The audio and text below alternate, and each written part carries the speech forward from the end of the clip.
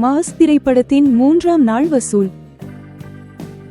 Lift மற்றும் டாடா படங்களின் மூலம் ரசிகர்களிடையே ஹீரோவாக நல்ல வரவேற்பை பெற்றார் கவின். இதன் பின் ஸ்டார், பிளடி பேகள் மற்றும் கிஸ் ஆகிய திரைப்படங்கள் எதிர்பார்த்த அளவுக்கு வரவேற்பு கிடைக்கவில்லை. இதனால் மாஸ் படத்தில் கம்பேக் கொடுப்பார் என ரசிகர்களால் எதிர்பார்க்கப்பட்டது. அறிமுக இயக்குனர் விகர்ணன் அசோக் இயக்கத்தில் உருவான மாஸ் படத்தில் கவின், ஆண்ட்ரியா முதல் முறையாக இணைந்து நடித்திருந்தனர். ஜி.வி. பிரகாஷ் இப்படத்திற்கு இசையமைத்திருந்தார். இப்படத்தின் வசூல் குறித்து முதல் நாளில் இருந்து பார்த்து வருகிறோம். இந்த நிலையில் 3 நாட்களை வெற்றிகரமாக பாக்ஸ் ஆபீஸில் கடந்திருக்கும் மாஸ் படம் உலகளவில் 6 கோடி வசூல் செய்துள்ளது. இனி வரும் நாட்களில் இப்படம் எவ்வளவு வசூல் செய்யப்போகிறது என்பதை பொறுத்திருந்து பார்ப்போம்.